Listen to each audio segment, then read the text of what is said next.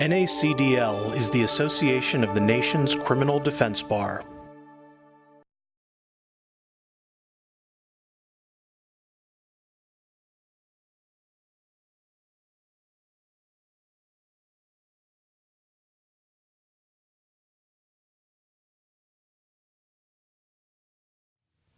My name is Mike DiLauro. I've been a public defender since March the 2nd, 1981, before many of you were even born. And it's really been an honor and a privilege to do that and to be involved in this organization from its inception in 2002 or 3. I don't even remember the first year that we met. When Angela asked me to moderate this panel, I said, of course. And then I started doing research on my panelists. And I must tell you that I was overwhelmed by the accomplishments and the tenacity and creativity of these three men.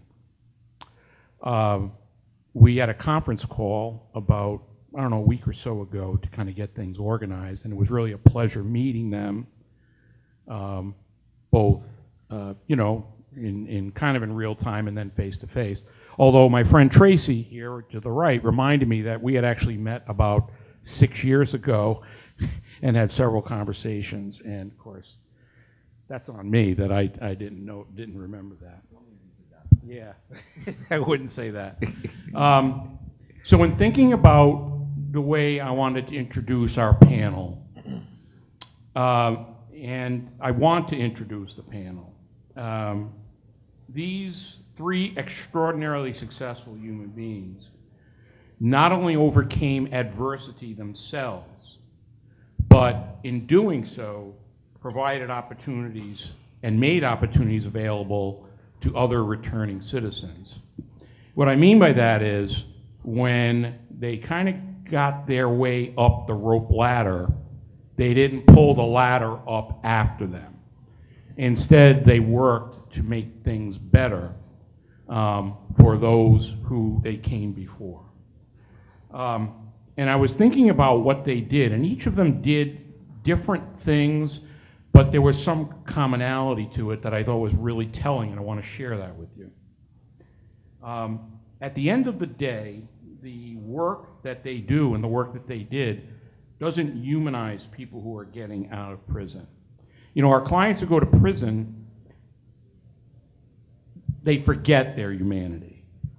And they need to be reminded of that. And that's what these three folks did. And they did it in the most elemental way. The most elemental way. How do we do this in a way that we can assist folks who are in prison? And he came up with this idea. I don't really understand it, but what I think it does is you text something or you send an email and they put it in a postcard like he showed us with pictures and a note, and they mail it to somebody in prison. And you may be saying to yourself like I did, well, why didn't I think of that? Sounds pretty simple, right? Well, you know what? We didn't think of it. He did, and he followed through and perfected it and effectuated it. His first post-release enterprise, which he continues to operate as a contracting firm that employs returning citizens, has employed anywhere from 18 to 31 full-time staff, most of them who are returning citizens themselves. The gentleman all the way to the right is Brandon Edwin Chrostowski. In 2007, he founded EDWINS Leadership and Restaurant Institute. That program provides training in culinary arts and the hospitality industry. Students in the program are not only equipped with basic culinary skills, but also receive help with the following: finding employment, housing, basic medical care, clothing, job coaching, literacy programs, and more. And the thing to me that is most extraordinary is in the absolute opposite of flight to the suburbs, he chose to do this in Cleveland. And the reason he did that is because it is a city with a high incarceration rate, and poverty, yet it is in a region where he understood reentry and its potential could happen. Lastly, Tracey Syphax, my friend all the way just to my immediate right, has over 20 years of entrepreneurial experience as a returning citizen and as an advocate for reentry reform. His influence and success has led him to create an economic engine that revitalizes the lives of the formerly incarcerated. And he does so by reuniting families, strengthening communities through the 3 E's: education, employment, and entrepreneurship. He's received many awards for his work.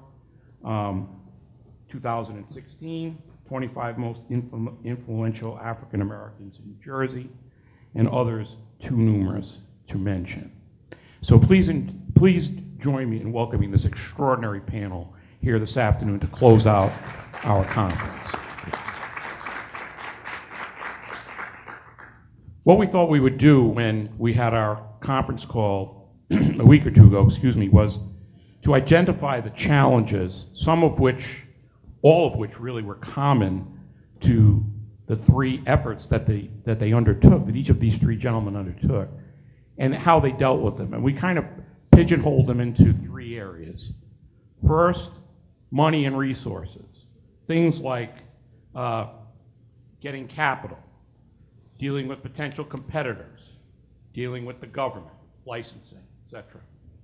Secondly, stigma, the stigma of being an ex-offender, stigma of being a person of color, and how they dealt with that. And then lastly, learning to work and run a business, learning how to hire and supervise employees, learning entrepreneurship, and lastly, dealing with and learning technology. So in no particular order, I'm going to ask Edwin to start off and share with us how we dealt with capital, competitors, government. Absolutely. Well, welcome everyone, or almost goodbye. Thanks for hanging around. So let's talk capital first and foremost. So I'm just explain scale of EDWINS. EDWINS is a 6-month curriculum, right? We train someone in a fine dining restaurant for 6 months, 3 months in culinary arts, 3 months in hospitality, and we train to the top. Now, this is really important when talking about how to access capital, because this wasn't like a little lemonade stand or Mickey Mouse project. It was a finer dining, more elite sort of thing. So it was actually a little bit maybe difficult to come by because it was a bigger shot, a longer shot. So that's one is kind of like is scale. 2, the idea of employing who I believe we should only employ, and that's someone coming out of prison, which makes it a little bit of a longer shot, right? And then I think the third thing when it comes to capital is someone saying, well, if you got this plan and you're going to empower this individual, well, then how the heck are you going to do it? So when it comes to capital, I think it took 10 years to get EDWINS open. 2004, I wrote a business plan. We didn't open up our doors until 2013. And over those 10 years, the sacrifice that had to be taken was personal. So I think when you look for someone to invest in you, you've got to invest in yourself. So there's a lot of personal investment in building an entity, building a nonprofit, building a brand, yada, yada, right? You've got to make this into something tangible that you put your skin in the game in. So the access to capital became, a slow trudge until one person said, hey, well, you're doing this in prison? Well, here's a little bit more to do more in prison. Or, you want to do this on the outside? Well, it's a great plan on how to do it to the outside. So we got a little bit buy-in, a little bit of buy-in, a little bit of buy-in. It just took a long time. Government, I don't deal with. I mean, we've got access. We're in 13 different prisons in Ohio. I work very closely with the senators in Ohio. I've spoken in the Capitol many times.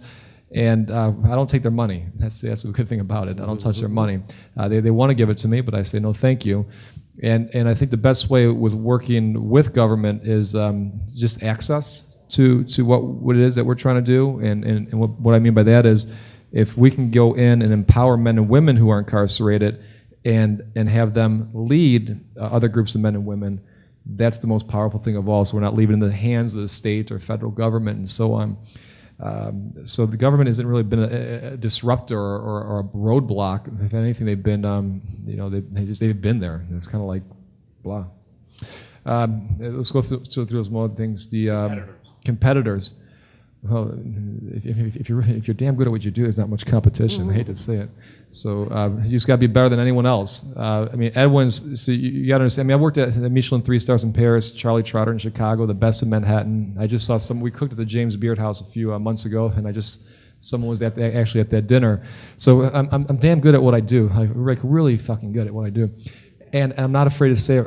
And most importantly, I learned that skill in an inner city through a chef after I got released from jail. So I also know that skill I received was a very special gift, not a way to be to be a jerk my whole life.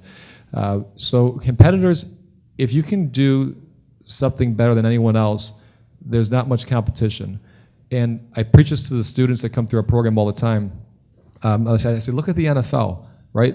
If you have an elite skill, you're always employable. Our students have an elite skill. No matter what their background is, we have 55 jobs right now in Cleveland, just Cleveland waiting to hire them. So we just have to be better than most in order to wipe out the competition. So I don't think that played much of a role.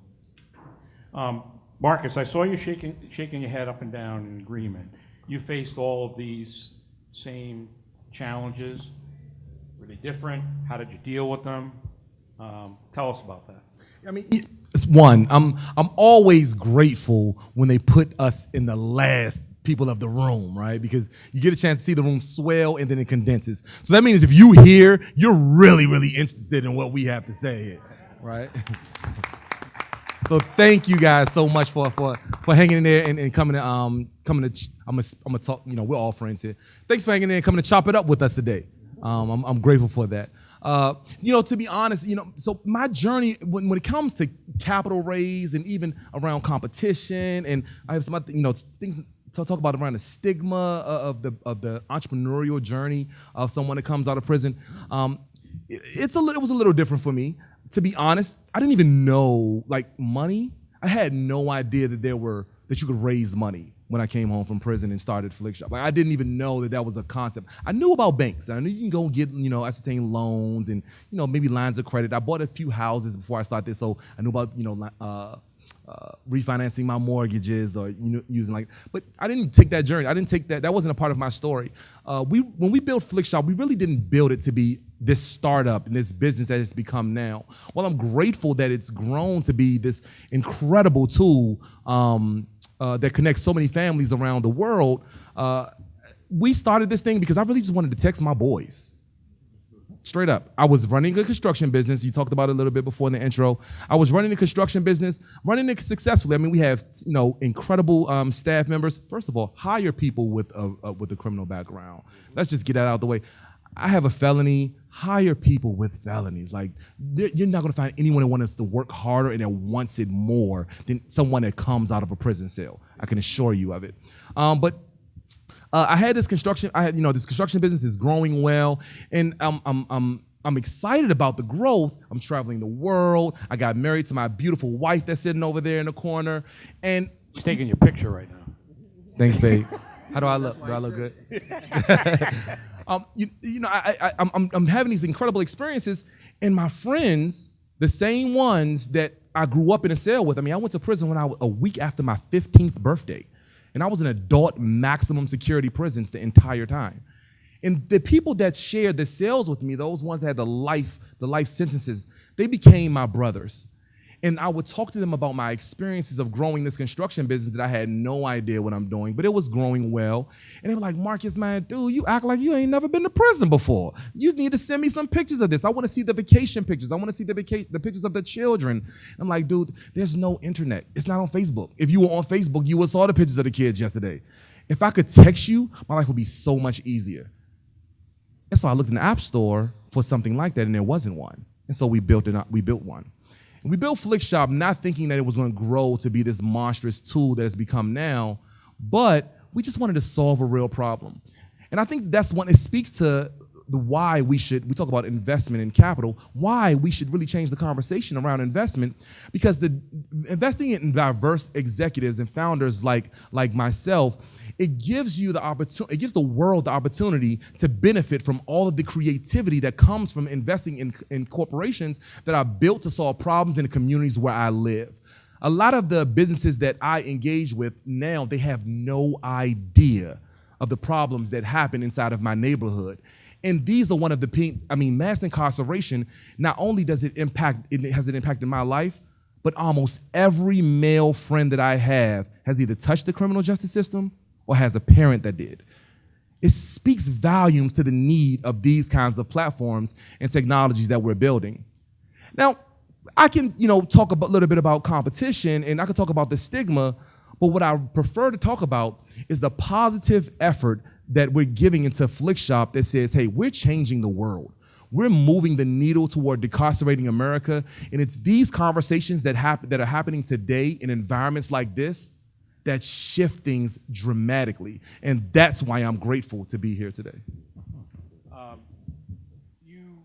I'm guessing, and you'll correct me, I'm sure, dealing with competitors and dealing with the government.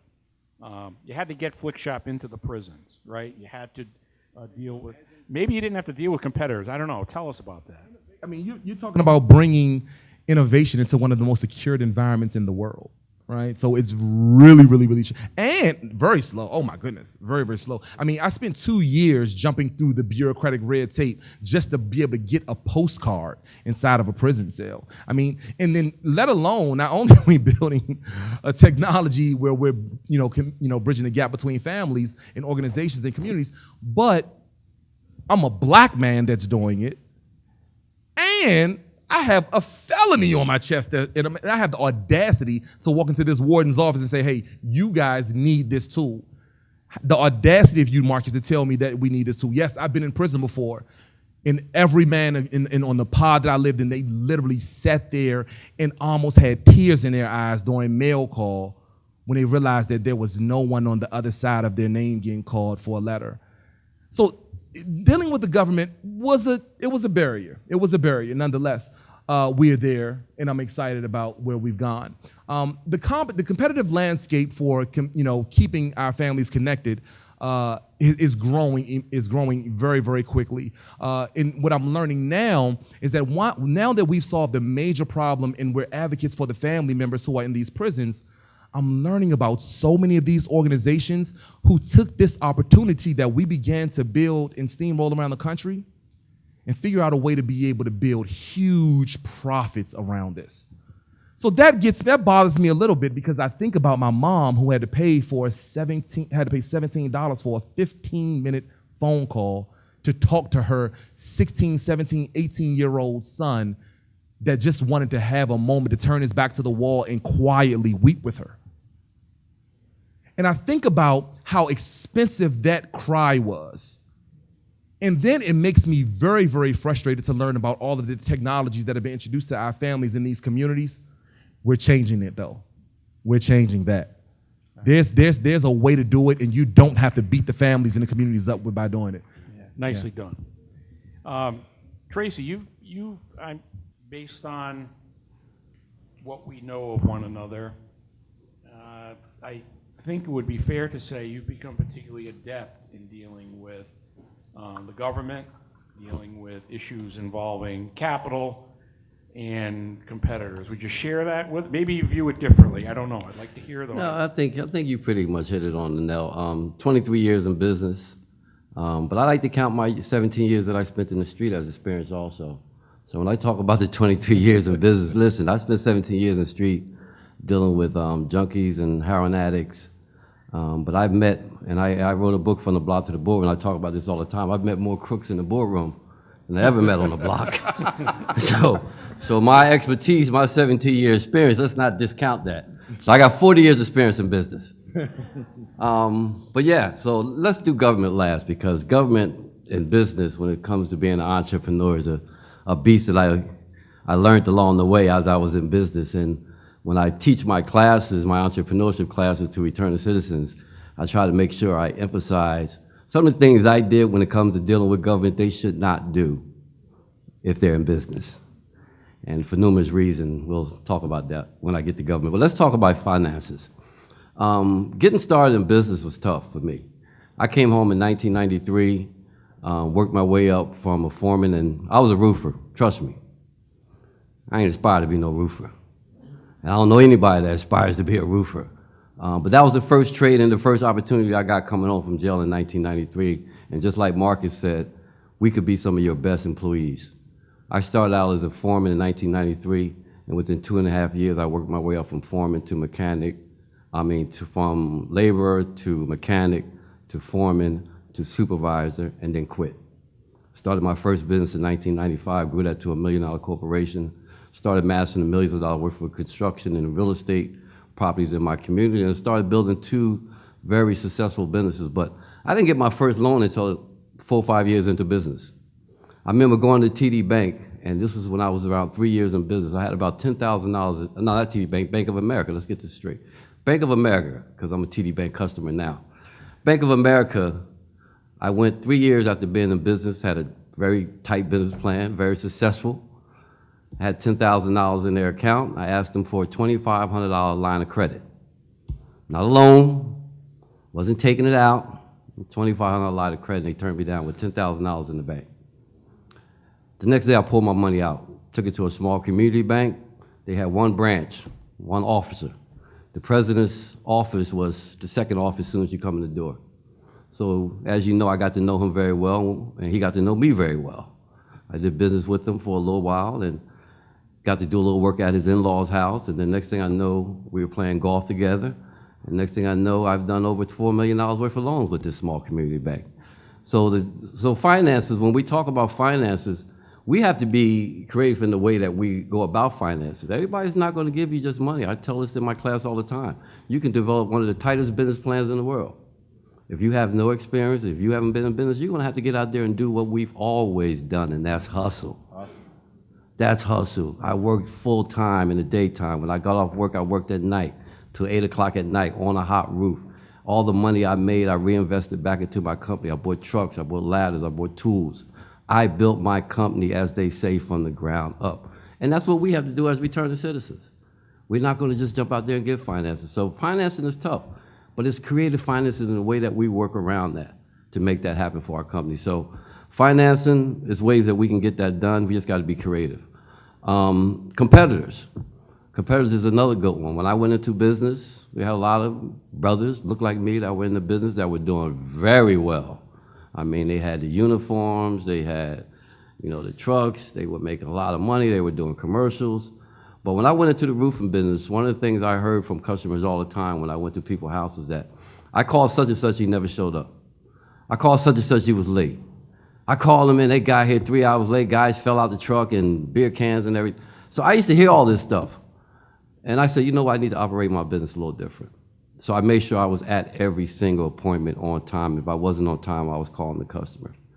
I made sure I did every single thing that I say I was going to do in the contract, even if I was going to lose money on that contract, because your word is your bond. And that's one of the things, it's one of the first lessons in my entrepreneurship course is ethics. We got to do what we say we're going to do. And I believe, because, I been in business 23 years, I did suffer through the bad economy of 2008. 2009, I took a heavy loss. I was really heavily invested in real estate. I had about 18 employees. So we took a hit just like everybody else took a hit, but we survived. And that's like I tell my students all the time, we survive because good business still sells. It still sells. Even in a bad economy, it sells.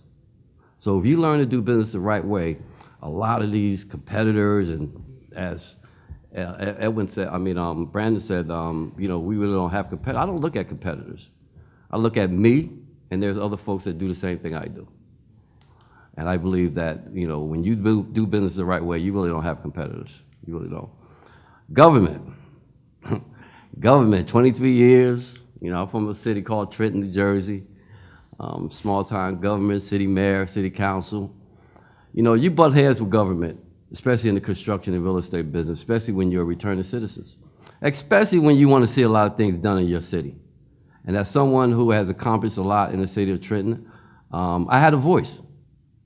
I had a voice that as an independent, a registered independent, that I wanted to use. And regardless of whether you're going to allow me to work on a project or not, you're going to hear from me. And it's not so much about letting me work on that project, it's about letting this community work on that project. Because see, over my 23 years in business, I've been approached, Tracey, if you just calm down, just don't worry about anything, you're going to work on this project. But I don't operate like that. God did not bring me here to just go off and live by and by and by scale and just keep my mouth shut. So my whole thing was always about, no, it's not about whether Tracey's going to be on this contract, it's whether this community is going to benefit from this $150 million project that's coming to this little small town. So I butted heads with governments over that for a number of years. And I tell people all the time, as a business person, you might not want to do some of the things I did. But I believe that every night when I went home to go to sleep at night, I slept like a baby. I slept like a baby because I have no regrets about the way I do business and the way I approach government when it comes down to just doing the right thing. Just doing the right thing, especially when it comes to people. So giving opportunities to return to citizens, I've been a strong advocate for that. As you said, Mike, 2014, I was honored at the White House by President Obama. Number 40, well, listen, we want to make sure we get these numbers messed up. President Obama, number 44. But being, yeah, I know, they will Steve Harvey you, I know. But being honored at the White House, one of the things that that we talked about, I thought that was very important, was that that as returning citizens that are in business, Brandon, Marcus, there's so many of us, Chef Jeff, all around the country that are doing some amazing work in business. And we have to use our voice collectively to make sure that we bring those that's coming behind us along with us. So I think that's very important. Thanks, Mike. Okay, thanks. So kind of in our silo of things, the commonality that you had, the three of you had to deal with. Stigma. Let's talk about stigma. Clearly, as returning citizens, there's a stigma to be dealt with. Two of our panel, persons of color. Unfortunately, we're stigmas that are still part and parcel of our society. How did you deal with those? I'll start with Marcus this time. Tell us about that. How did I, or how do I? Both. Okay. Both, yeah. How do I? Like, let's go with do I, because Yeah. I mean, my son, his name is Marcus Jr. He's 7 now. He turns 8 this year, and I love him so much. I have another daughter that's 2. Before we moved to where we live right now with my son and my daughter and my wife, it was just the three of us, my wife, my son, and myself. And we lived in a 1-bedroom condo that we swore we would live in and save money in for like forever and ever and ever. And eventually, so fellas, if you live with a woman, you'll know that eventually, yeah, space becomes an issue. Yeah. I'm sorry. I'm not looking at my wife right now when I tell the story. Space becomes an issue, and my wife was like, I know that we said that we were going to save, but let's move out of the condo. But before we purchase the home where we want to live, let's go, because I want to move out like today. I know that you want to hold on and go look at the house and find the right house, Marks, but no, I want to move out today. So let's go find a bigger place. We'll go find an apartment that we want to move into, maybe in the outskirts of DC, so we won't have to pay as much money. And we'll look for our house while we're living in this apartment. I'm like, all right, cool, no worries, no worries. I'm cool. I'm up for it. So we go apartment hunting. And when we go apartment hunting, we land at this one apartment complex. It was incredible. I'll never forget the Avalon. It was a beautiful property, brand new property. It was amazing. So many amenities. It was really nice. And so I'm walking in there. I'm walking into the leasing office, and I tell my wife, I'm like, when we do the tour, let's just go ahead and just do it. I'm very decisive. Let's sign off on it. I got to get back to the office so I can get back to work. You can work out all of the particulars, but I just want to sign off so we can get back to work. We put the application in, and we were declined for the apartment. And I knew that it wasn't an issue between our credit I knew it wasn't an issue for our income. So I just naturally assumed that they just didn't have any more units available. And when we came back to the leasing office, as we get, after we replied back to this email, I was like, telling us why. I mean, are there any units that are going to be coming up available? And they're like, oh yeah, there are tons of units. It's a brand new building. We have tons of units. I'm like, well, what's the problem, Mr. Bullock? I'm like, well, we got declined for an apartment. I don't understand what the problem is. Like, oh my gosh, well, let's look and find out. And as we flipped through the papers and we couldn't find out, and she, looks on their screen and she doesn't, she couldn't figure it out. All of a sudden, a red blinking thing comes across her screen. And I'm like, oh, there's a red blinking thing going on your screen right now. What is this about? She says, have you ever had any issues with the law? I'm like, no, I haven't had any issues. Now, mind you, I'm a convicted felon. I got 3 major felonies on my record. But this was a felony that I committed when I was 15 years old back in 1996. This is like, my son was 2 at the time, so it was maybe 5 years ago. So more than 20 years later, I'm like, did I get a speeding ticket anytime recently? This is so far gone because I've been self-employed for almost over a decade now. I haven't checked the box. Anybody know about that box? Oh, well, I'm in a room full of lawyers. I hadn't checked the box in a while, and they told me, no, you can't. I'm like, listen, well, I don't mean to be pretentious right now, but you should probably Google me really quickly. If you Google me, I'm pretty certain that you'll let me stay here at this apartment complex. And she was like, Marcus, I don't care about how many businesses you started, how many millions of dollars that your company has made, how many families you guys have connected. In fact, this seems like a really cool app. I'm gonna download it later and send a Flikshop to my nephew. But even with that said, you can't live here. And that was the start of a moment when I realized that there had to be some advocacy that had to come behind the place of power that I now, or the place of influence now that I had as a CEO. Because there are too many men, women, and even children that are being discriminated against because of the stigma of incarceration. It's not just when I walk into the room and I have to talk about the technologies that have been taboo for so many years. Like Marcus, when we first were building and I was hiring software developers and everyone said, Marcus, well, why in the world do you want to build an app to help people? Why inmates? So if you know anything about Marcus, I'm literally about to jump across the table where you use the word inmate anyway. But I'm like, what are you talking? Why would I not want to connect people with their family members? See, the problem is that you don't have a son or a daughter that actually got caught, or you had the resources to be able to make sure that your son or daughter never ended up in a position that I had to go through because my mother lived in a different kind of community and had a different kind of income level. And when I realized that this was happening to so many, it wasn't just me. There were so many others who had to live with this stigma of being someone who was just as involved. I realized, again, today's the day. We have to start. As entrepreneurs, we have the ability to be able to be nimble and take action really, really quickly. And I challenge all of you that are entrepreneurs in the room, take action today. Because this stigma, I have to live with this for the rest of my life. For the rest of my life, I even have to explain to my children why we can't go into certain places, why we can't go on certain tours in federal buildings in my own city that I live in.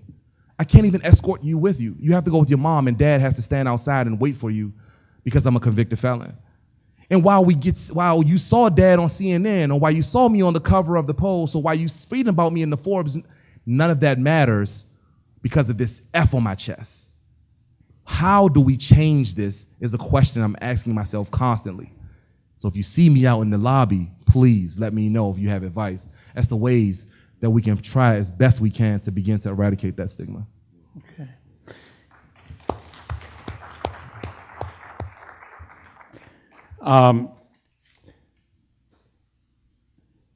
Brandon, you dealt with similar challenges dealing with stigma. And could you tell us a little bit about what you experienced, and more importantly, how you dealt with them, or as Marcus said, how you're dealing with them currently?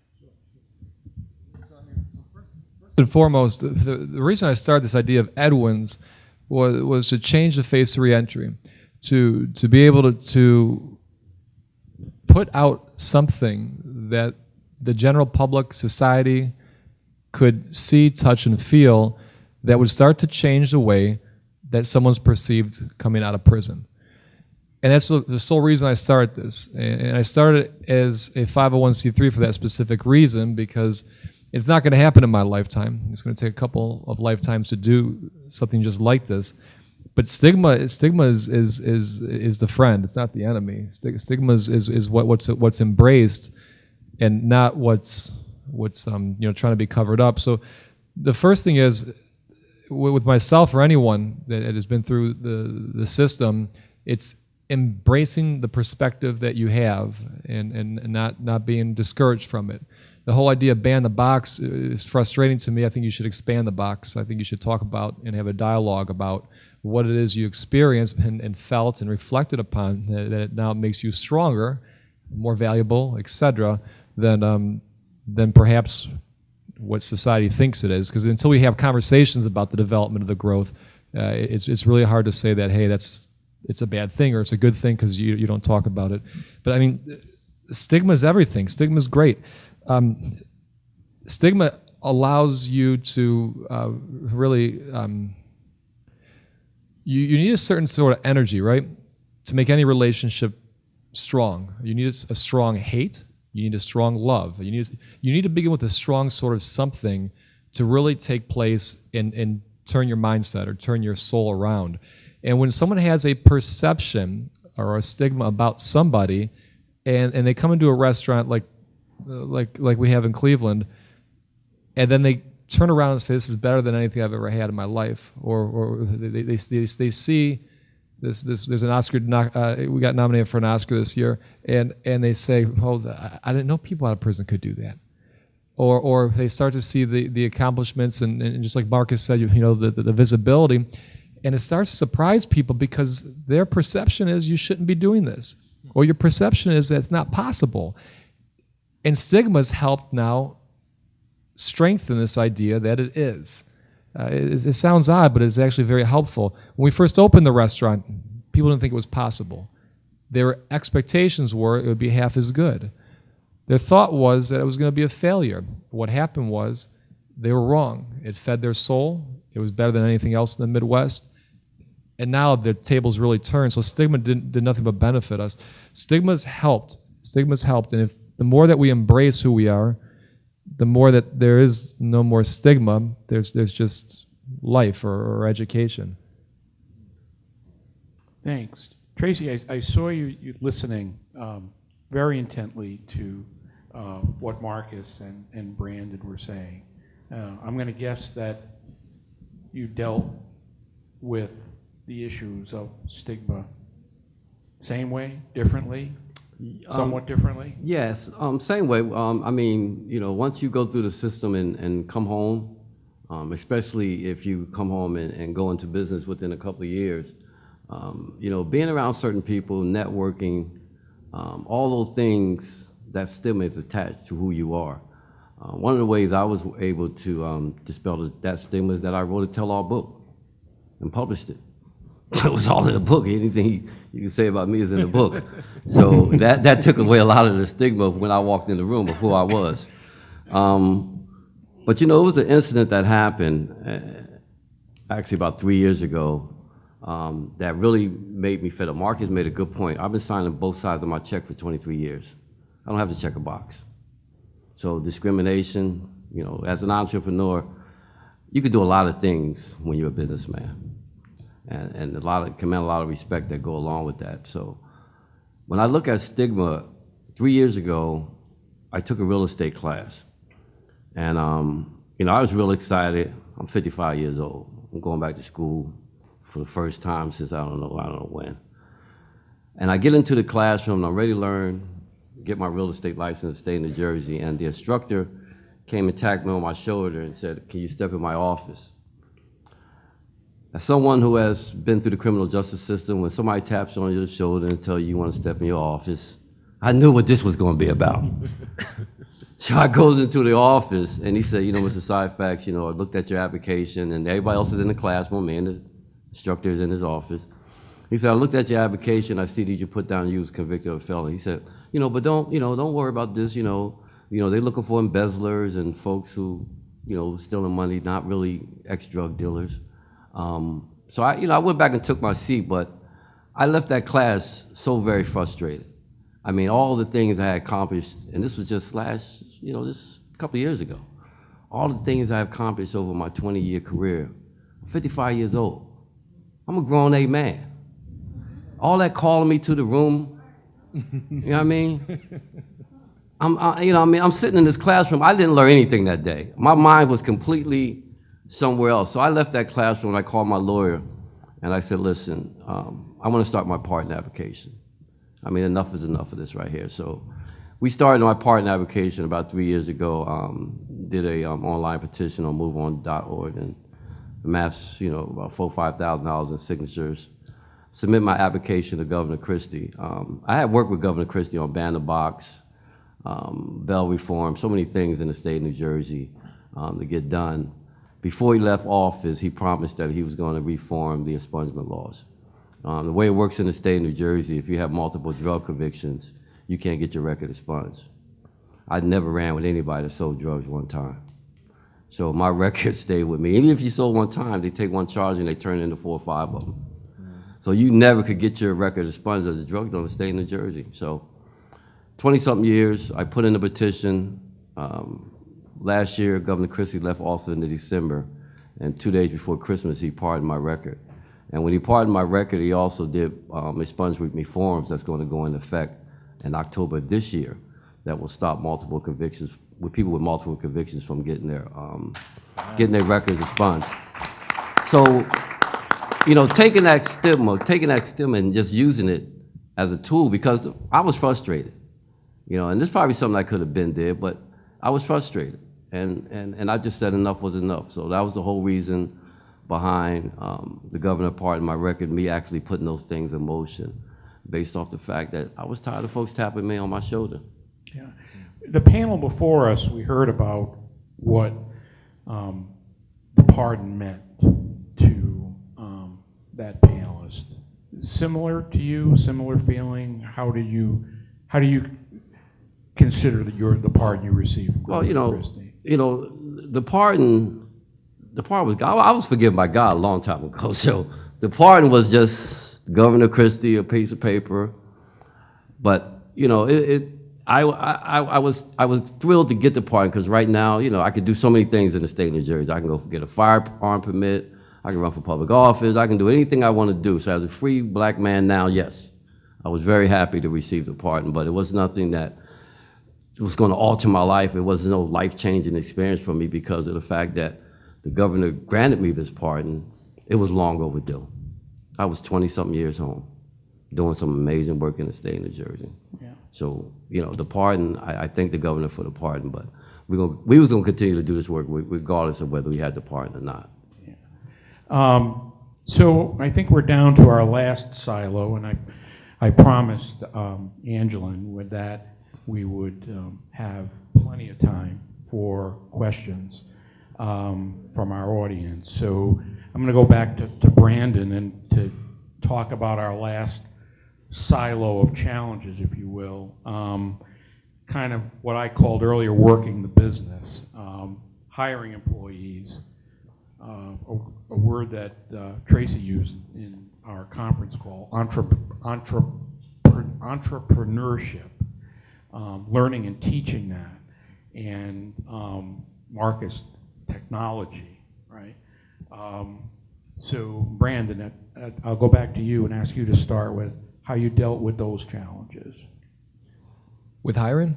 Sure. Well, I've got hiring employees, supervising them, entrepreneurship, teaching them entrepreneurship, which sounds as if it's at least part of what you're doing. Yeah. And then technology, right? I mean, I'm the oldest one up here, and I'm a dinosaur, and I know it is a new technology thing. I saw Flikshop, and I said, I think I could work that.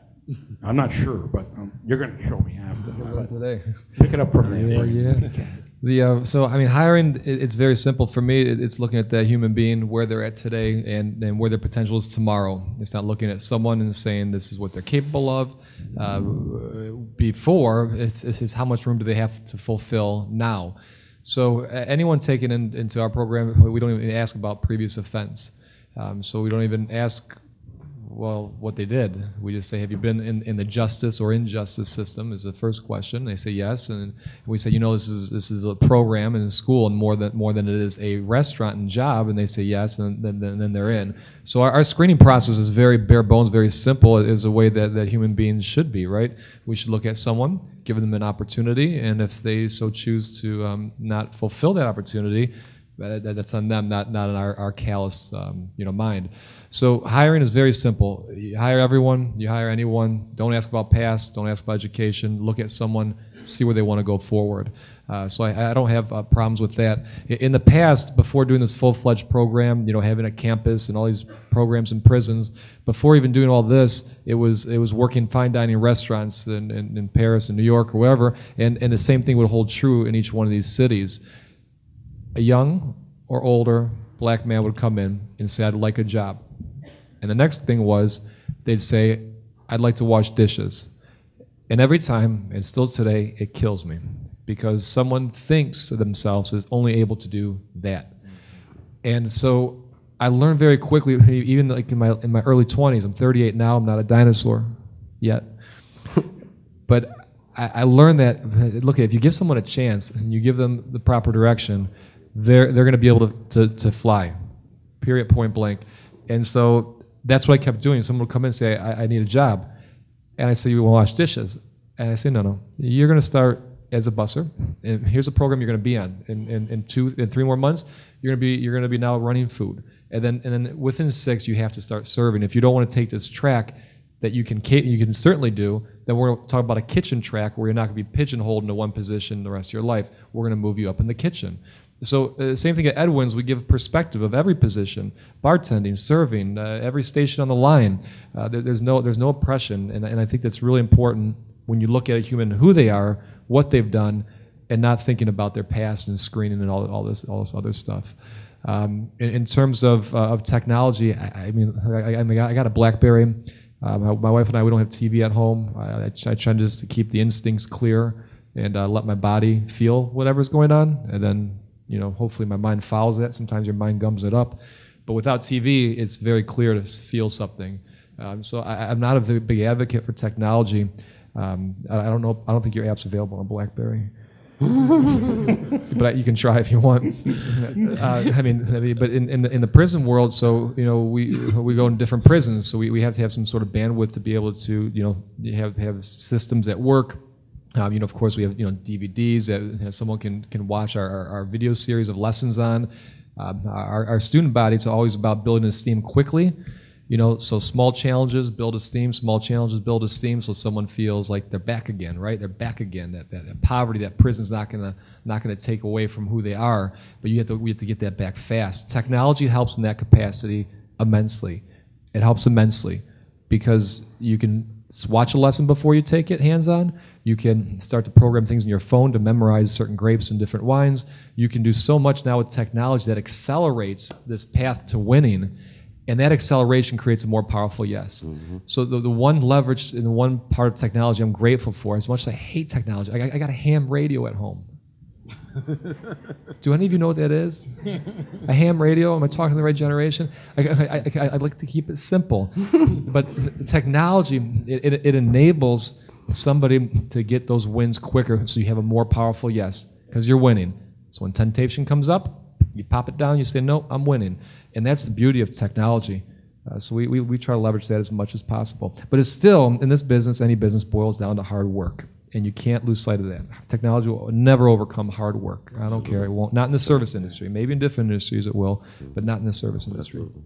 So, Marcus, one of the things we talked about on when we spoke on the phone, like I said, about a week ago, it caused me to think about a client of mine I represent right now, probably innocent, spent 26 years in prison. We finally got him out on parole, so at least he's on the street. He went to jail in 1991, and he got out about a year ago. Wow. When he went to prison, there was no cell phones, there was no internet, really. All of the things that we're using. Mm-hmm.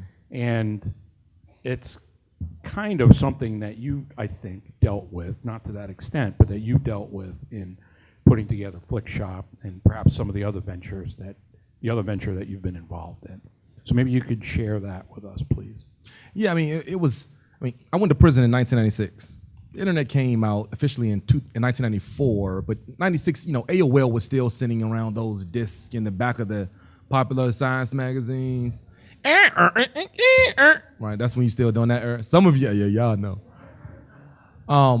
And I went in during that time, right? I got locked up with a beeper on my hip, a pager, right? That's what I got locked up with. And then I came home in 2004, right? And now there's this thing called Google. So funny story, true story. I'm in the back. I came home and I was living with my mom, and I'm in front of the computer, and I turn this thing on. I'm like, oh man, like I really have access to the internet. First of all, I'm looking over my shoulder for cameras to make sure, am I supposed to be on this thing? Am I able to type whatever I want to type? It was such a phenomenon to me. I thought I was gonna get in trouble by somebody for just typing it. There were certain keywords I just couldn't type in. And then I would type in giraffe, and then a picture of a giraffe would pop up. And I would call my mother into the room, like every single search word, like, Mom, watch this, toilet. Look at this, this is incredible. And she's like, dude, it's Google. You're Googling something, I get it, right? My point of telling that story is, the reality of it is that this is the same Marcus that also walked into the Apple store and had no idea how to work a phone. I'm 23 years old, and I have no idea how to work a cell phone. And what happened for me over the years, I was able to, now it's interesting, right? That same Marcus is an owner of a tech company. But for a lot of the people that come home, a lot of the men and the women and children that are coming home from these prison cells, if you've been gone for anything more than 5 years, if you got locked up 5 years ago, you will be blown away by just, the power of Netflix. If you got locked up 3 years ago, you will be blown away by these AirPods that people are walking around in their ears with no wires coming out, and everyone like they're talking to themselves. The reality of it is that if we aren't very thoughtful about the innovations and the technologies that we're introducing to the people inside of these cells, then now we have a legion of people. And remember, 95% of these people are coming home one day. We have a legion of people that are being dropped back off by leaps and bounds over everyone else that's a part of that same competitive landscape that we talked about just a few minutes before. If there's a college student that's graduating from Howard University today, we already are here versus Marcus Bullock when he graduates from Brunswick Correctional Center today. With the information of technology and how it's growing so rapidly, that window gets wider and wider and wider. And if we aren't intentional about thinking about ways of how we're using innovation to impact the lives of the people that are coming home from these cells, how is it that I'm expecting one of Tracey's students to come home and start a landscaping business to compete with the 16-year-old that's knocking door to door with the iPad in his hand, scheduling appointments right then and there? These are the things that we really, really don't think about until your nephew comes home and he's like, I can't get a job. Well, why aren't you applying? First of all, I don't even know how to use this POS machine to apply for a job application. I'm so accustomed to an application I have to fill out and write down, so I'm immediately intimidated by this box that everyone go apply right there in that box, and then we'll get the app, and then they'll email us, and we'll email you and let you know if you receive an SMS, please reply back to 2653, answer the word yes, we'll send another application over, we'll schedule you look in your inbox, you'll see an invite, immediately mind blown, like I have no idea. This was speaking German to me. I just came home from C12, and the last thing that I got was a letter from my mother. I have no idea what you're talking about. How can we change this is serious. This is a big, big problem for millions of people that are coming home. And if we don't have these conversations now, the expectation for success has to go away. When we aren't prepared for release. Tracey, you brought up when we spoke this entrepreneurship and some of these things. Talk about that a little bit. We spoke about learning it yourself, teaching others about it. What are your thoughts on that? Well, for folks coming home. Well, I believe this panel is a prime example that why I teach the power of entrepreneurship. When we hire and when we interview folks, there's no check the box. We're not even gonna have that conversation. And I remember sitting in my office. My office is located on Martin Luther King Boulevard in Trenton, New Jersey, just like any other Martin Luther King Boulevard in the world. It has its challenges. Same area that I ran, sold drugs for a long time.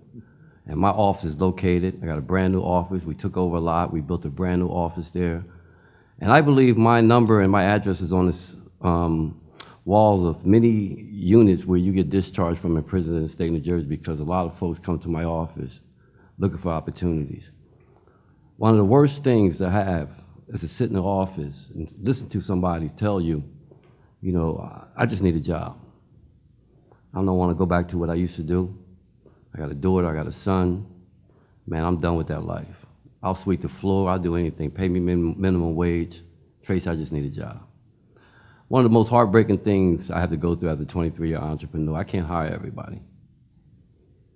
But I take what I've learned and I take my opportunities that were given to me and create better opportunities for them to get hired. And I think that's what's more important.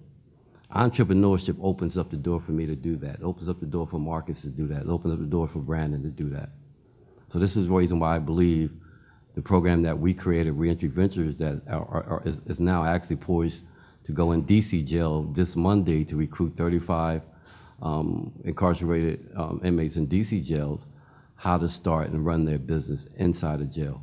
See, we did a pilot program on the outside 2 years ago called Aspire to Entrepreneurship in Washington, D.C., where we took 15 returning citizens and took them through a 12-week course. We created 14 businesses and 42 jobs in District 6 and 7 in Washington, D.C. The power of entrepreneurship is real, and it works for returning citizens. And if we can harness that power, and if we can do that, just think about this, and Marcus, you can understand this. Just think about that. We taught this class to folks who had just came home from prison. I think four or five of them were still in the halfway house. So I've been home. I know what it's like to sit in the classroom, just come home from jail. All kinds of things are going through your mind. Where I'm gonna sleep tonight. I got this baby mama, she been on my back ever since I've been home. I got this other girl. I mean, so many things go through your mind. You're sitting there trying to learn at the same time. So what we thought after we did the program, and even though we were successful in DC with that program, I said, let's take it a step further. Let's go into the prison. Because see, in the prison, I know I got your full divided attention. We're gonna talk and we're gonna have a conversation. And guess what? You're gonna do your homework too. Because it's in your best interest. And you're going back to that cell. And you're gonna be there and learning the power of entrepreneurship and what this can do for your life. It's probably more receptible in jail than outside. So we're going back in DC prison on Monday to begin to teach 35 folks in there how to do this. But, you know, that's what we want to do. And if you ever get a chance, and I think it's just an amazing story, if you get a chance, Google Lorenzo Stewart, Washington, D.C. Lorenzo was one of our students that came into the class 2 years ago. Lorenzo was in a wheelchair and a returning citizen. And when he came into the class, we said, Mr. Syphax, he said, I don't know if they discriminate against me because I'm in a wheelchair or they discriminate against me because I have a record. He said, but either way, I can't get a job. And this entrepreneurship course is my last opportunity to take care of my daughter and my family. Lorenzo finished top 3 in the class. Last year, he got a $45,000 loan. He has 3 vans, hired 5 employees. They just did an article on Lorenzo where he was transporting cancer patients to the Washington Bulletin games with his vans for free. This is what the power of entrepreneurship do for people who have suffered through this system, but come out of it to do some good things. We reach back and we do other good things. Thank you. So before we start taking questions, and Angelin, I don't know where you are, but we're going to have plenty of time for questions like you told me to do. I want to finish with this. This entire 2 days has been about collateral consequences and dealing with them. It's been about mediating them, right? Getting them to not have the impact that they have. Forgiving, forgetting. We've heard those from different panels. What I want to ask, I'm going to ask each of you for a yes or no answer with a brief explanation. So I'm going to ask you leading questions, we call that, we lawyers. Lawyers, yeah. I can't help it, I've been one a long time. Is the entrepreneurship a way to do an end run around all the nonsense of collateral consequences and how it impacts licensing, employment, housing, education, you name it, whatever it is? Is entrepreneurship a way around that? Absolutely, yes. Okay. Explain your answer. I mean, just the conversation that we just had, you know, through entrepreneurship, I don't check a box. We don't have many conversations on what you're going to do for me. Politicians seem to have a little bit more respect for you when you're a businessman and you could write a check. Yeah, I mean, the power of entrepreneurship can do some amazing things. I've learned as a returning citizen. Someone was still, even though my record was part in December, my number is still 226926. And I know it's waiting for me if I ever do something wrong. But for right now, as a businessman and an entrepreneur, I mean, I could use my platform to do some amazing work. I've been able to use my platform to do some amazing work. So yes, you know, absolutely yes. The power of entrepreneurship helps and it works for returning citizens if we use it right. Marcus, what do you think? Emphatically yes, absolutely 100% yes. What entrepreneurship allows you, it gives you the opportunity to be able to create. And that's the biggest thing, right? Because it's hard. First of all, like, you know, all of the Googling, right, is cool. All of the stuff that you're gonna see, if you happen to Google Marcus, you're gonna see some pretty cool stuff. But what Google won't tell you is all of those sleepless nights, all of those days I cried, all of the times that my bank account was negative, all of the times I thought I was gonna go out of business just yesterday. Wait a minute, I think all that was like last week, right? About literally this morning, right? Like, if you're an entrepreneur. But what it does do is that it teaches you a level of tenacity, patience. And one of the last panelists in the last panel before said, you know, if you have something that's in front of you and you really want it, you're going to either go around it, jump over it, or go through it. And entrepreneurship will teach you one of those three ways on a very, very consistent basis. Now my life has a different perspective because of what my businesses have taught me. My life now is filled with moments where I feel like I can conquer the world because we're building something where we're trying to do exactly just that. And entrepreneurship gives you that on a very daily basis. Brandon, what do you think? An end run around all this nonsense that returning citizens have to deal with, checking off boxes and saying this and saying that. What do you think? I would say it depends. It depends. I don't think it's a yes. I don't think it's a no. It depends on the fundamentals someone has before they become an entrepreneur, and making sure that if they don't have the fundamentals to seek out what it is that they want to do or they enjoy doing, then to seek those out first and foremost. It's very easy to be an entrepreneur about anything if you don't know nothing about it, right? It's kind of a wasted energy, and you almost lose the positive energy, that the strength and that front burn that you'd have. You really need to have, I think, a fundamental idea, set of fundamentals inside you or be taught to you before you start becoming an entrepreneur. Otherwise, you go in a lot of different directions. It's like everything's possible. And that's true, it is. I'm not saying it's not, but when you start to focus it in, you find your energy is a lot better used, becomes a bit more powerful, and then you can become this kind of domino effect that you're going to get 1, 2, 3 wins, and next thing you know, you're rolling.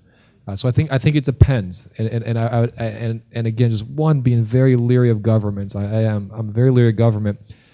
Sometimes you could put that out there as a carrot and stick, and it could be a fake carrot and stick to chase. And I just hope that if entrepreneurship becomes a government initiative or whatever it is, someone goes down that road, that it's a true, a true initiative that's going to teach fundamentals so that you can spin off that and still land with some sort of skill set.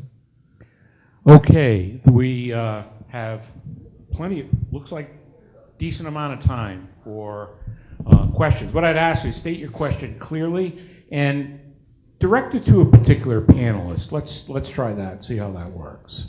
So go ahead. Mike, thank you. Excellent panel.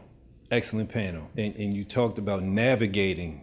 We're not talking about shattering, but we're talking about navigating. So to Tracey, One of the biggest things that people deal with in trying to become entrepreneurs, knowing our status, is access to capital.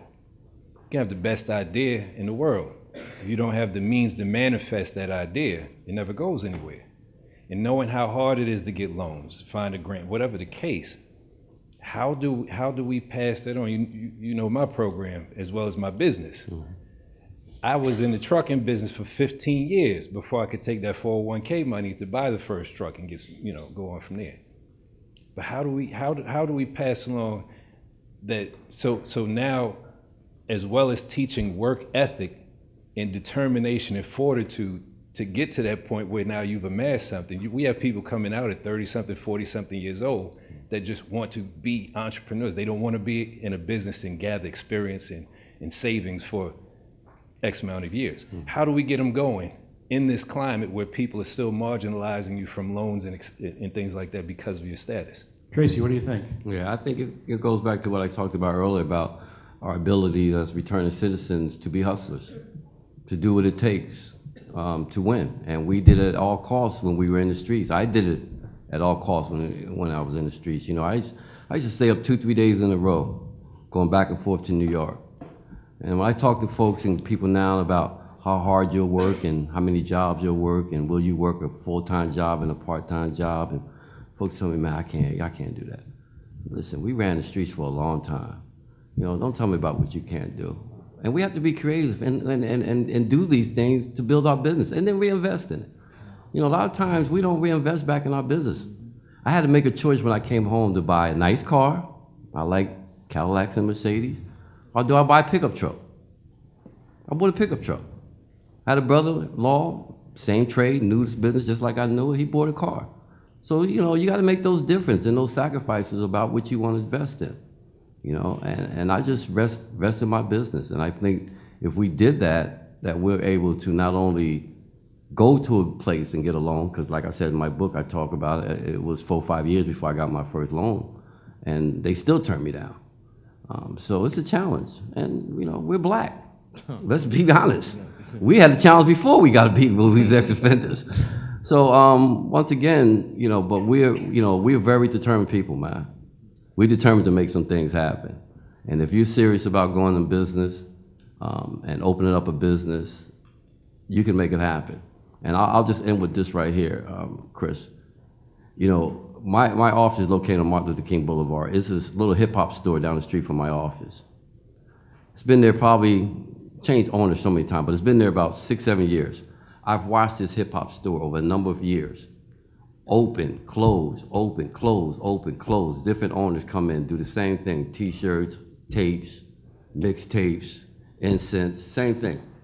And we keep doing the same thing. Because see, far too often we may have an idea and we have the money, but something has to happen in the middle for that to be successful. Like research and who's your target audience and the market and all those things. A lot of those things don't happen. And a lot of businesses fail between 3 to 5 years by the time they open up. So we have to go back to, and Google, man, Google is my friend. What? There's so many things you can do, you know what I mean? So, I think we just have to be more mindful of the way we approach business, looking at it that, no, if nobody's gonna give us anything, we'll have to go out there and make it on our own. And we continue to do that today, so, it's a hustle, man, it's a hustle. Okay, next question, directed to. Well, it's kind of a two-part question directed to Mr. Brandon and Mr. Tracey. The first part is you spoke about the Ban the Box, and I'm from Memphis, and I would like to see how we could bring this initiative at least to Tennessee or Shelby County. How do we do that? And the second part is that, I have a real creative type network because of, my life experiences from music to jail and different things. What organizations or resources could we connect with in order to do that? Because what I'm learning is the majority of my peers they are either convicted felons or suffer from the things that you spoke of, and they're unable to get the resources and the knowledge to attain the businesses to sustain themselves. And like, I'm really good at explaining that. Who could I reach out to or connect with in this region or any region to do that? So it's a 2-question. Who wants to go first? Yeah, I could say because many other states, including Georgia, have banned the box. So I would definitely look at what the other states are doing in that area as far as bringing it to Memphis. We're able to do that in New Jersey, and I can share with you what we did in New Jersey. But it starts with you. You have a voice as an advocate. You go back to Memphis and say, we're going to ban the box in Memphis. All right. And we start laying the groundwork to make that happen. And what was the second question? What resources or organizations could I connect with here or anywhere to try to assist people who suffer from either incarceration? Many people don't even know how to create a business plan. So I'm saying, like, those type of organizations that assist specifically formerly incarcerated people or felons and things like that. Yeah. Well, number one, and I've been talking about this, I'm big on the National Association of Criminal Defense Lawyers. I'm big on this organization. I've been big on this organization since 2014 when I first started attending. And y'all are awesome. I really appreciate this. Absolutely. So when you talk about resources, it's right here. I mean, I was invited in 2014 by Angeline and then Attorney General Holder to attend the first one in Philadelphia that I attended, and Holder spoke. And it was amazing for me sitting in the audience when I heard some of the defense lawyers say, this is the first time we've ever had Attorney General, which is really a prosecutor, address this conference. And as a returning citizen, I'm sitting here listening, I'm like, prosecutors over here, you got lawyers over here, and we're talking about ending mass incarceration? So, you know, this is it right here. I mean, this is the organization to get all those resources that you talked about right here. So I think it's available right here. So I would definitely. Tracey, I'm going to interrupt you if you don't mind, I hope, using the moderator's privilege, whatever that means, to say that this group in particular, the State Criminal Justice Network, been around, like I said, I'm a charter member, and is a fabulous resource for anybody who is doing this work. I want to tell you that whatever reforms we have gotten in my state, which is a blue state in some respects, but is really red in a lot of respects, is directly attributable to the knowledge and skills learned through attending this conference and the resources and knowledge that it makes available to its members. Absolutely. And I can't stress that strongly enough. Angeline is just the latest in a stretch of great directors of this State Criminal Justice Network. Steve Saloom, who's been in and out, was the first back in 2001 or 2, whatever it was. I'm just saying, in my little neck of the woods, extraordinarily important, necessary, and a huge part in getting whatever, you know, reforms we've been able to get. So join up. Yeah, if you're not on the mailing list, get on the mailing list, for sure. And I'd like to say, live mic here. Madam, make sure we'll exchange cards or something later, because I want to hear exactly more of it that you're looking for, because there's got to be somebody somewhere that's going to be able to connect you with what you need. Yeah. Yeah, so we make sure we talk. Okay, next question. Who are you directing it to? I don't have a direct person I'm directing my question to. My name is Savon Zell. I'm outside of this organization. I'm at the Bronze Lens Film Fest. I came here because I seen the collateral consequences, and you know, it reflects my life. I'm a pretty successful entrepreneur at this point. From a finance of film, I started this 10 years ago. I got into business and was able to be successful in Florida. But one of the things when I started to go into film, I really was passionate about going to school, and I filled out, I did everything. Everybody loved me when I went to Full Sail to start, and when they found out that I had went to prison for trafficking drugs, everything changed. And I never spoke publicly about that. Just I don't feel comfortable even talking about my past because it always reflects something negative. I was discouraged, man. It really, I mean, I'm good. I'm good. I real good. I'm successful. I got money. I'm okay. I'm taking care of my family. But it depressed me that I couldn't get education. I was like, wow, I thought that was the only thing that you could get was education. I mean, I got to get my wife to put her name on the houses. I got to go around. I've been going around all of the loopholes. I mean, we raising our own money. I'm grinding and doing what it takes. And I'm used to that. I'm used to the discrimination, but I just thought education was the only thing that America said that you could get. And when they sent me that letter, you know, I stayed in the bed for 3 days. I couldn't believe it, you know, because that was what my dream is. My dream was in film. Can that happen? Is it okay for the institutions of education to say that we can't get education if we have a felony? Because I have that letter. I'm unsure. You know? I'll take the lead on this. I'm unsure. I don't know the laws and dynamics, but I'm sure that someone who's an attorney or practicing law in this sort of dilemma, or the ACLU or someone. I mean, somebody could definitely handle that one maybe a bit better than I could, or maybe someone here can. I mean, the thing that popped into my head, the way you led off what you were saying was, and again, I learned this through this organization, and now we're implementing it on the ground in my state, is thinking about drug addiction. Stop thinking about it as a criminal issue and think about it as a public health issue. And that really then we have access to the resources and the ideas of, you know, the recovery community and the great work that they do. We work with, for example, some great folks at the Miriam Hospital in Providence who come in. And you know, the policy people, they may not listen to Mike DiLauro, public defender, but they listen to Dr. Jody Rich, who teaches at the Brown University School of Medicine. You bet your boots they listen to what he has to say. Okay. And that's kind of what this group is about. It's collaborating with others who have the same interest, but maybe from a different perspective, and bring it all to bear on the problem. What? You know, I wanted to write the president. I wanted to write the president of Full Sail University to give him an inside of me. I think they didn't get an inside of me. I wanted to show them, you know, how successful I've been and my family and all of the above, to see what that changed. Would that change anything? I had the loans. I had everything I needed that was approved. And right at the end, when they, you know, right at the end. So okay.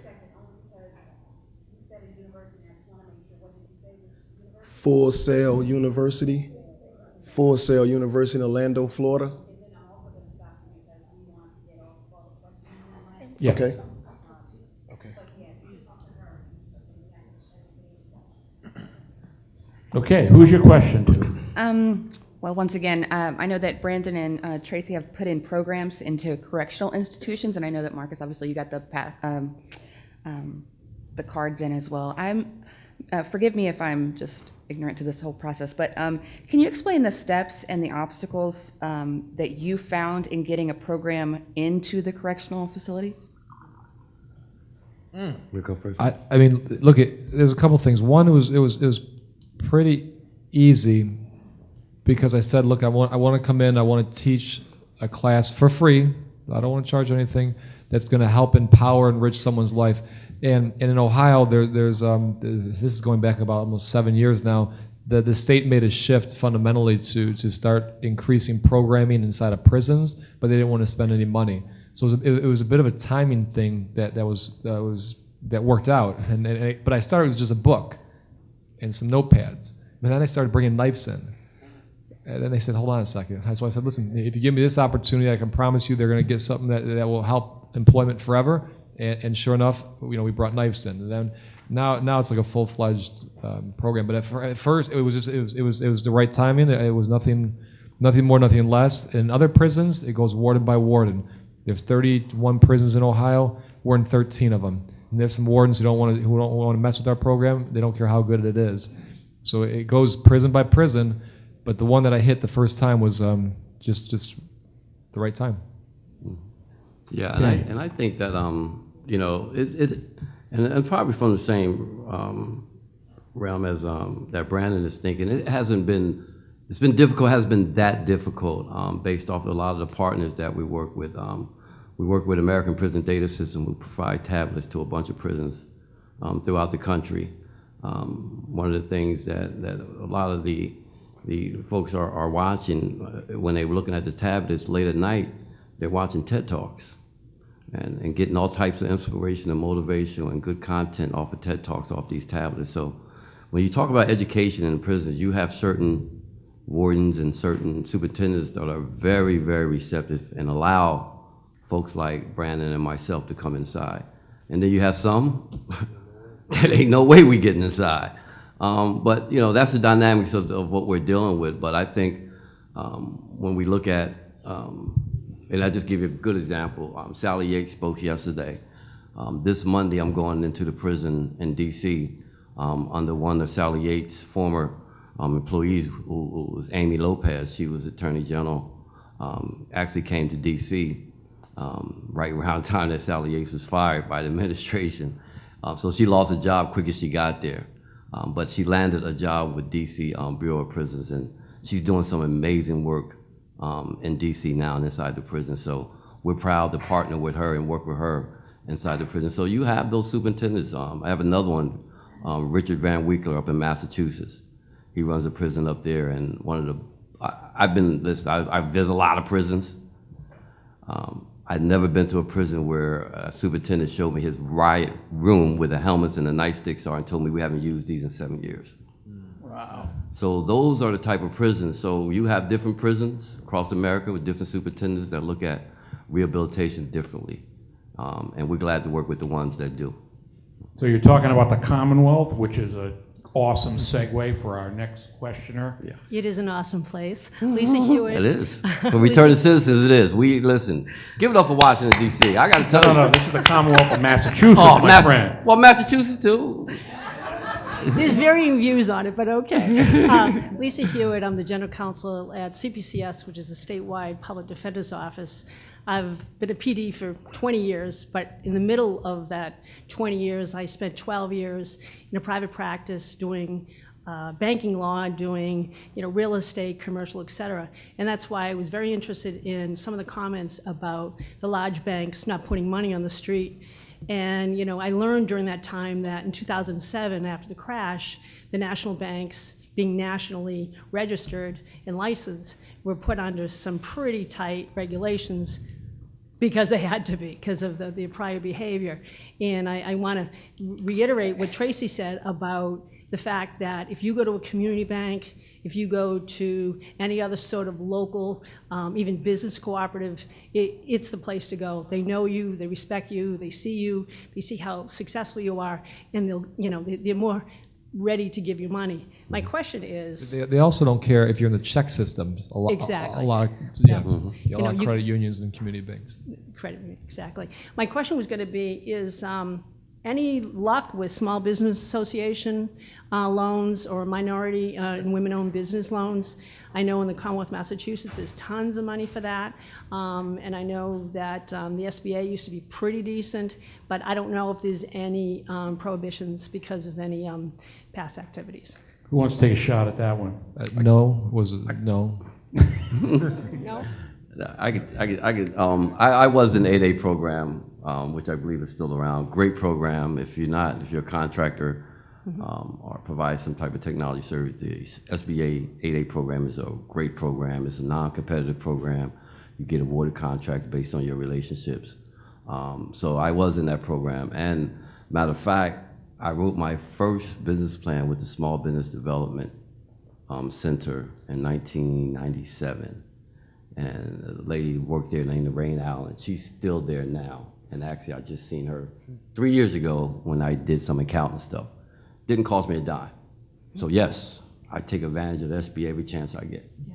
I would recommend anybody to get on their listserv or register for their downloads. I mean, there's some really great stuff. Absolutely. Right, thank you. Mm-hmm. Last question of the conference. No pressure, but. No, it's not at all, because I've been waiting to hear what I'm about to say throughout the conference, so I figured if I was going to hear it, I have to say it myself. So my name is Callie Greer. I'm from Selma, Alabama, with my husband and a couple of my colleagues. And so I've heard a lot of wonderful success stories since we've been here yesterday. We've attended all of the trainings sessions that we could. And my husband and I, I've been out about 30 years. He's been out a little, 20 years. And we have, and I'm a delivered drug addict, be 20 years next year.